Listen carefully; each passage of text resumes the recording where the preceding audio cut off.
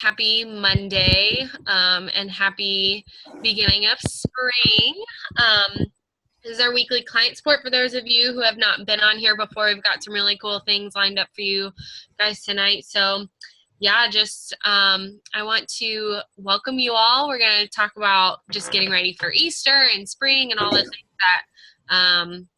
that we get to navigate in our health when spring comes around. So I want to invite Paula Holt to come on and give us some thoughts about celebrating Easter and staying on track. Thanks, Leah. Yeah, Easter, it becomes one of those holidays for those of you who are doing very well on program that it can kind of sometimes cause a lot of fear. Many of the holidays revolve around sweets and maybe very rich and nutritionally challenged foods that are just tradition in our family, and people are wondering, okay, what do I do? How do I navigate around that? So we want to talk about that. There's several holidays around the year: Valentine's, Halloween, Christmas, maybe with stockings, but Easter is a really big one with candy. And so the first thing I want to tell you is, if you are a mom or a grandma, be very cautious about what you're purchasing for your little ones. A couple reasons. Number one, don't buy your favorite candies, right? Because we all know what happens is they kind of were stuffing the little plastic Easter eggs and, oh, that's my favorite. I think I'll just try one. And how many of you know that usually one isn't enough? So the best thing we find is to actually just kind of keep that monster in the cage. Don't let him out. So I want to challenge you to, if you are going to buy candy, buy the things that you don't like. But I want to challenge you to maybe think about this year being something other than candy, right? So Easter is really about, obviously, a celebrating our resurrection of Christ, but it's also about family. That's what we find, that people are together with their family, and if we can learn to focus and change the dynamics of our environment, oftentimes we can help create a new culture. So what if you totally change it up this year? If you're hosting it, what if you planned a family activity that normally where everyone would be sitting around just eating and going back for seconds? What if you planned a scavenger hunt or a group game that was just fun, like Taboo or Gestures? Make up your own and have it an Easter theme. Maybe go for an activity walk. If it's nice enough in your neighborhood, take the kids to the park, something like that. I want to show you a couple of Easter ideas for the holiday. Let me share my screen here and this. Okay. You guys can see my screen and I slideshow. Okay. So on a healthy Easter, we want to focus on, first of all, Easter recipes can be part of the celebration. It doesn't have to be all about candy. So look at a couple of these ideas that are, it lets your guests know that you planned ahead, you had some fun things going, but they didn't have to be the really sweet caramel, double, decadent, whatever that grandma used to make. So just do maybe some fun new things just to make people smile and know that you really did have some thoughts ahead of time. We're also going to post some recipes on our Facebook page that are healthy. And many of you can pop on and give your favorites a little bit later. But I know that in our family, we often make the cauliflower potato salad. That is really cauliflower, but it tastes like potato salad, all the same ingredients. It's a healthy version, healthy deviled eggs, frittatas, which are sort of like a quiche, but no crust. Those have become a standard for our Easter. And even just grilling veggies. And the main thing is, don't think that you always have to have what you've always had, what you have always previously had. Mix it up, make it different, but make sure that, first of all, there's a big, healthy, make sure that there's a big, healthy green salad available to you, fresh veggies on the counter, so that if you are tempted to walk by and snack, you can choose one of those. Sugar-free Jell-O is a good standard for your holiday, as well as grilling outside, doing something totally different. So we had some families last year that just decided to do a totally different theme. They didn't do the typical ham because in their family it called for potatoes and gravy and such. So think about some new ideas, and your health coach will be able to give you some. And then let's talk about Easter baskets for the kids. You know, there is a lot of different things that we can do for Easter baskets that don't involve candy. Not that I'm an anti-candy person, but think about it. If you're like me, I was the mom who had, you know, I wanted to make it really cute, big old bunny, all these candies in their basket. And then guess what? We stuffed the plastic Easter eggs with more candy. And, you know, candy doesn't make me feel very good. And I know that an overdose of candy to your children and grandchildren doesn't either. But sometimes it takes just some thinking about, okay, what can I do besides that? So I love this up in the corner. Maybe for a preteen, it might be something for, you know, an office for your, you know, 11, 12, 13-year-old girl. Maybe you do something similar than that for a boy with sports or a game. With the little ones, you know, when you think about choosing a game, something like this, and you wrap it up in cellophane and put the little stuffed bunny on the outside of it, you know, not only has this given them a great idea, but you've also given them a gift of yourself, because this means family's going to go outside and they're going to play bocce ball or lawn darts or horseshoes or ring toss. You're actually creating memories more than if it was candy. And then a sandcastle building. How fun is that? Just for a new idea of, you still have the basket idea, but it's not full of candy, but it is a toy so children don't feel deprived. I want to give you some healthy Easter egg fillers, you know, the little plastic ones, when we're thinking, okay, what can I do? One thing in our family that we've done for many years is we have a golden egg. It's a wooden egg that my dad painted with gold on it years ago, and it becomes the big deal to carry that on from year to year. It usually has a little bit of money. For us young children, it could be a couple bucks, and for older children, you could put in a little more to make it fun, or hide it more than once. And again, just making it about the event. But what about stickers or bouncy balls or dried fruit or money? Hey, that's okay. Whatever it takes to make the kids, you know, not feel that they're neglected. Here's a few ideas that I wrote out. Dried fruit, stickers, nuts, if you children can have them, temporary tattoos, some yogurt-covered raisins, the little cheddar bunnies, baby carrots, right? Because we can call that Easter bunny food, just like we do at Christmas time with Santa's cookies. Hair bows or little toys that you can get at the dollar store.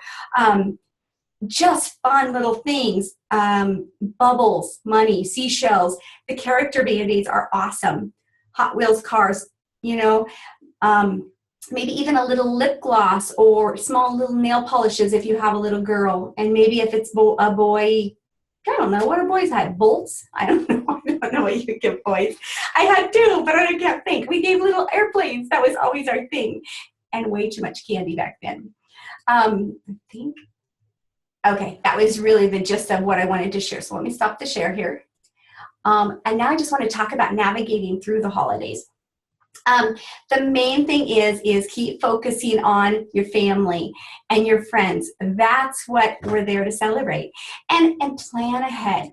If you are the guest or you are the hostess, create the menu and make sure that there's plenty of lean and greens that you can have available. Not only are you going to stay on your plan, but I would suspect that some of your family is going to be inspired because you're making an example of health change. And so you may find that you'll have your aunt or your mom or your sister or whatever say, I probably should be doing that too. And so the main thing is control. Everyone's the bolts. Sorry, you guys. Someone needs to put up a few little ideas for boys. I don't know why I couldn't think of them. If you do a lean and green on that day, talk to your health coach. If it's going to be a problem, if you do sunrise services or morning brunches and then you go to several families, perhaps that would be an option, would be 2 lean and greens that day and 4 meal replacements if you're on the 5-in-1. So those are some great ideas. You want to make sure that you're not in the kitchen helping put away the leftovers, because what happens then is, guess what, we start snacking a little bit. Maybe just a spoonful here of like, oh, I didn't even taste the potato salad. I did so good. And then you kind of empty it off and then lick the spoon.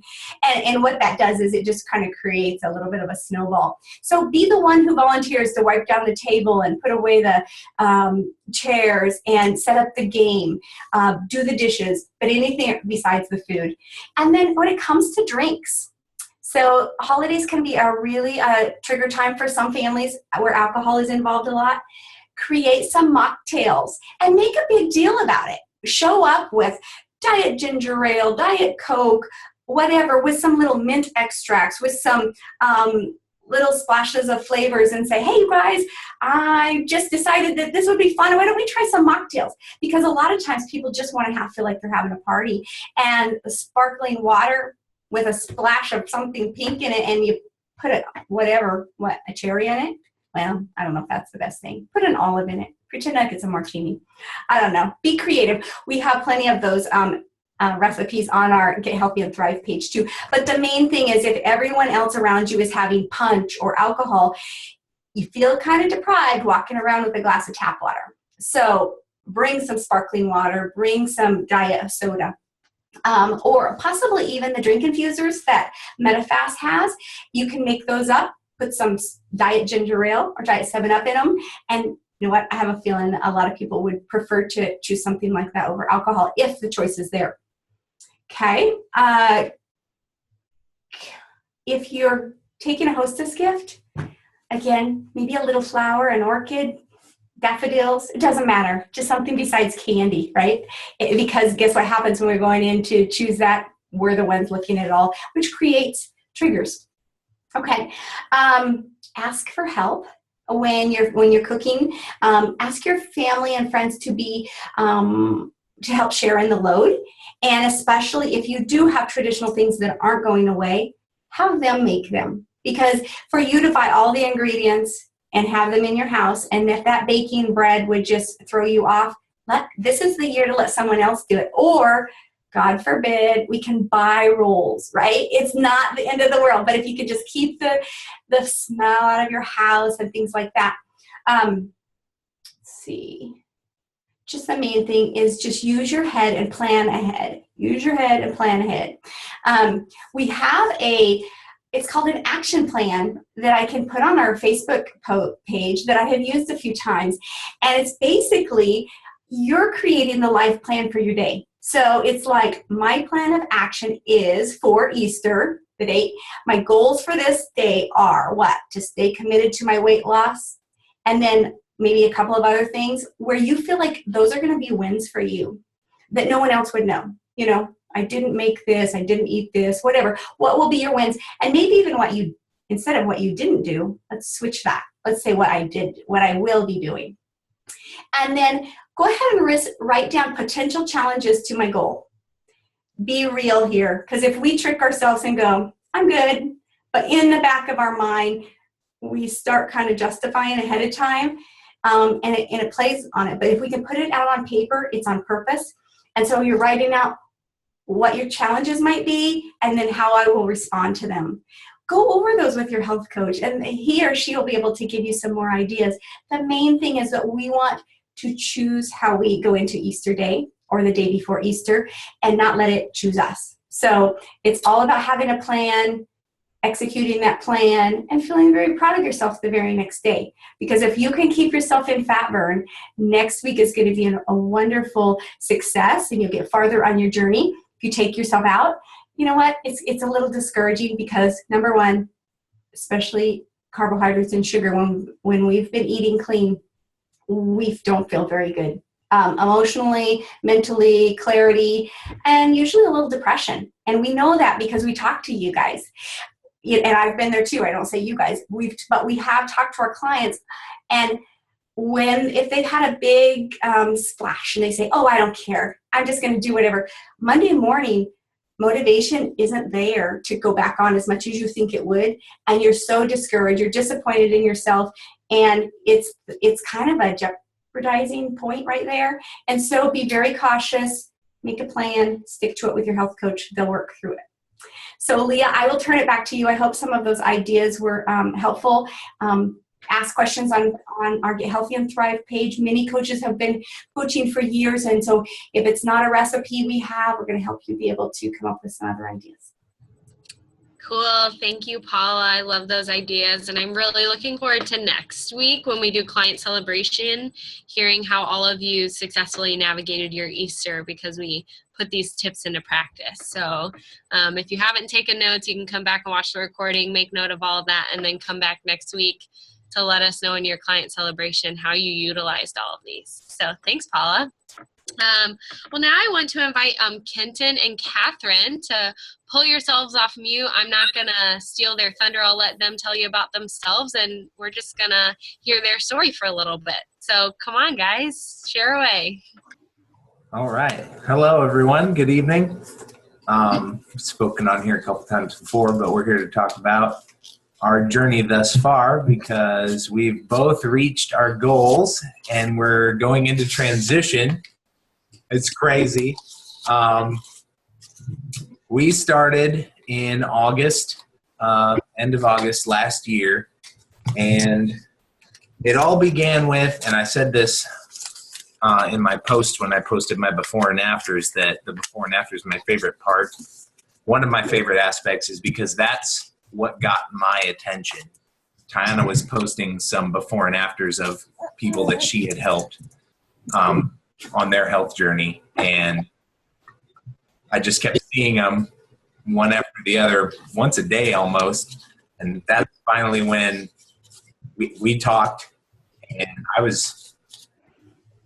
lifestyle was horrible, sedentary, sit at a desk, sit in a car, driving to sit in a desk, and finally we messaged Tiana and said, hey, what's going on? What is this? What are you guys doing? And I wouldn't have thought that we'd be here now. I'm down 84 pounds and into a size clothes that I haven't been in a long time. So it's been really cool seeing. Oh no, Ellie, what have you done? Okay. We did that. Can you see this? Can you see a picture? Oh, I did that. I was like, we thought the baby I thought did the that. baby hit a button. No, but So that's. and I think one of the biggest things that we've gotten out of our journey, not just losing weight, that's cool. Kenton's lost a ton of weight. I've lost, so I lost my baby weight, then I lost more weight off of that, and I'm smaller than I've ever been in my entire life. But the cool thing is that we've learned so much. Like, our diet is better, we feel better, we move, we're getting out there. And the coolest thing, I think, is that our lifestyle change is influencing this little baby, and that she's going to be the future right here. She's going to be healthy, and she's going to eat well, and she's going to be so active, and she's going to enjoy her life. And I think that's one, just as a mom, that I'm just so excited for, that I've learned all of this, and we eat our vegetables, and we eat so many vegetables, and we don't even really eat candy anymore.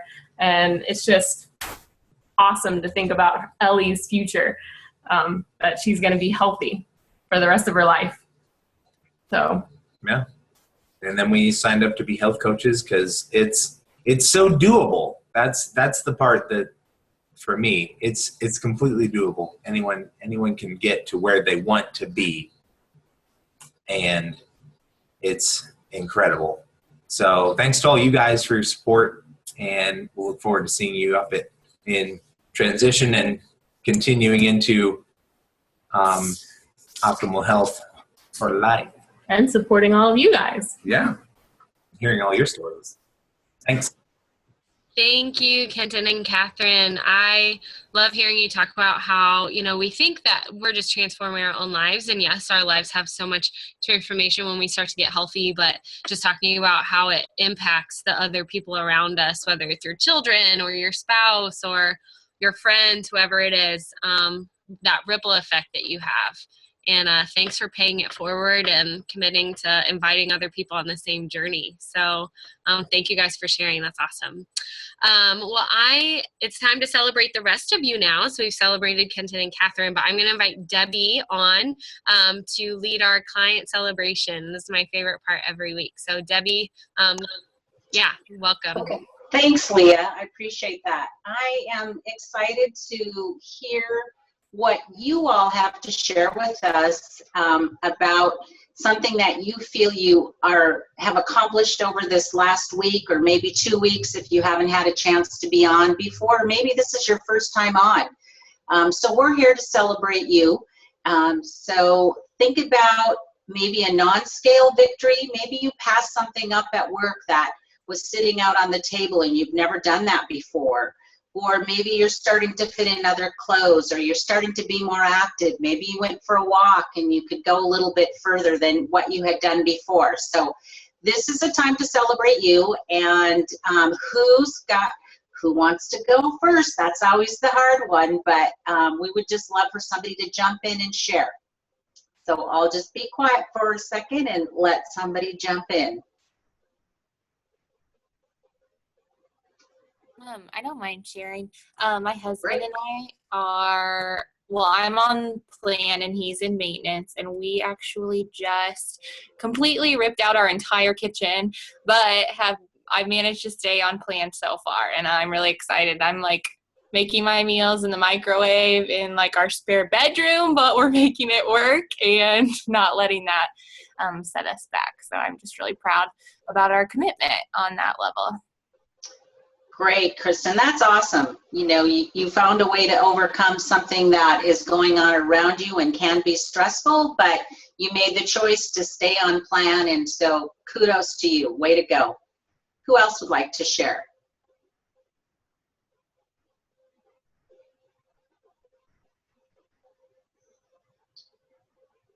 Anybody? I'd like to share. Great. It's kind of a piggyback off of what Paula was saying earlier about when you go off, like after you're used to eating really clean and you go off your plan, even if it's on purpose, you know, you like decide ahead of time, there's a lot of depression that follows. And the last couple of weeks and months, I've been being really intentional because I noticed that when I eat certain things, I start to physically feel bad, not just like the guilt aspect, but like an emotional spiral. And so this week I've been really intentional about, my thing is bread. For whatever reason, bread it's like a gateway carb. I can't help it's a problem. So I've been being really intentional about stopping it before it starts, that kind of sugar spiral, but it also, my emotions are so much more even. Like I'm not struggling with like depression dips like I normally do. And I'm not as cranky at my husband. So I guess I just thought that was a really cool, like, okay, like this is making sense, and we're still always learning and growing. So yeah. Thanks, Tiana. I don't think we ever stop learning and growing. That's for sure. And none of us are perfect, but we're here to support one another. And thanks for sharing that. I can feel a little bit of your pains there sometimes too. So great. Anybody else? Any little thing you'd like to share? Doesn't have to be big. I know that there's some people who have officially got into Wonderland in the last couple of weeks. Love to hear you share. It's safe here, and we want to celebrate you. And others of you are just on your first or second week, and you're kind of dipping in with toes, and that's okay. We want to hear how you're feeling.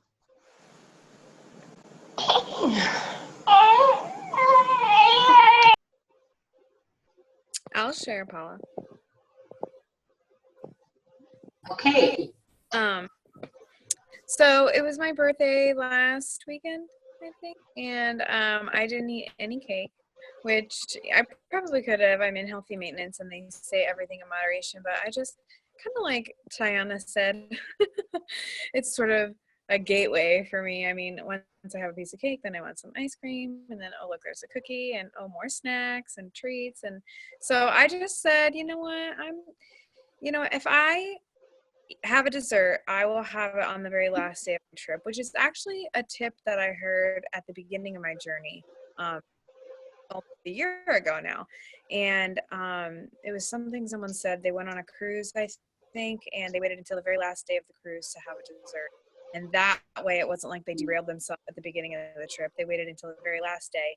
And then the next day they were on a plane back home. So it was that much easier to get back on track and back on the 501. And so even though, like I said, I'm in healthy maintenance, I made the healthy choice not to have dessert or cake or a sweet treat that would derail me for the rest of my trip, because I went back home to see family. And so I was just really happy that my birthday was about being present in the moment and being around people and family that I love, and not about the cake and the ice cream and the presents, which is what it has been all these years until now. So that just kind of made me feel good about my choices. So thanks for letting me share.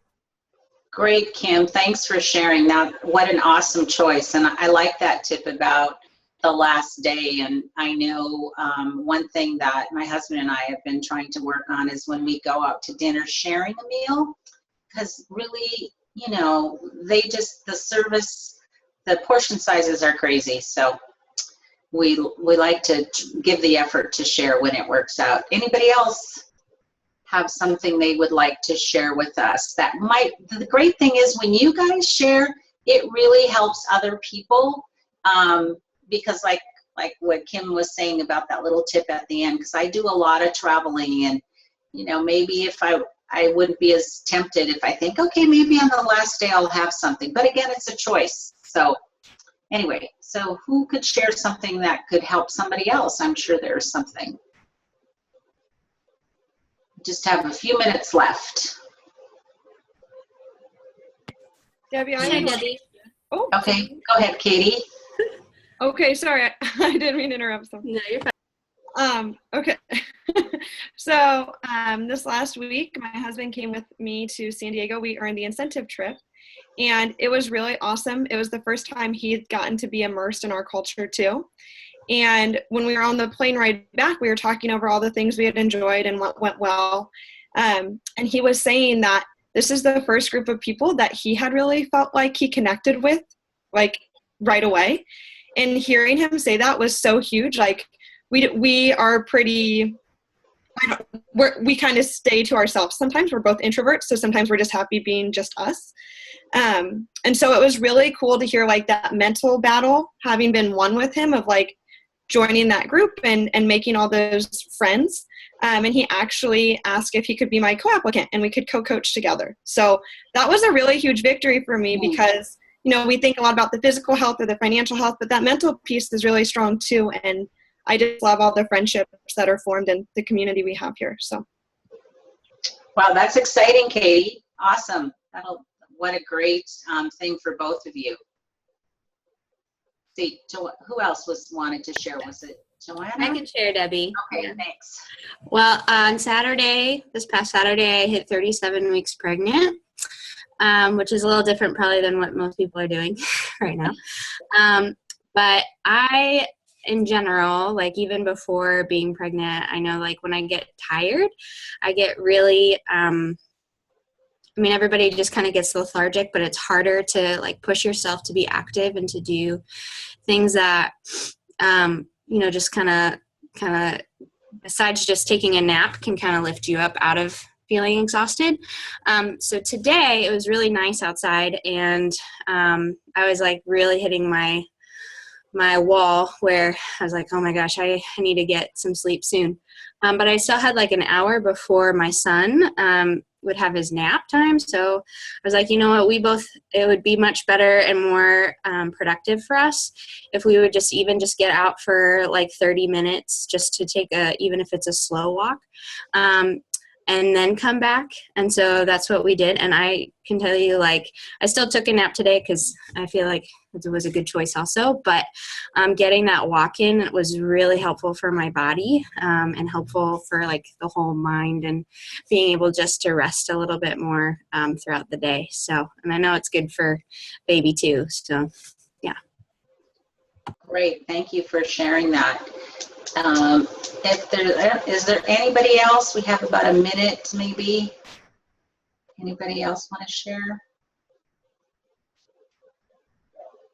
Well, thank you for those of you that did, and think about this week as you go through Easter, and hopefully we'll hear from some of you next week. So, Paula? I'm actually gonna close us out. So thank you, everyone. Enjoy your Easter. Enjoy your first full week of spring. And reach out to your coach this week. Text them as soon as we get off the call. Set up a time to make a plan for your Easter and how you are going to navigate the holiday. What's going to be a trigger for you, because we're all different.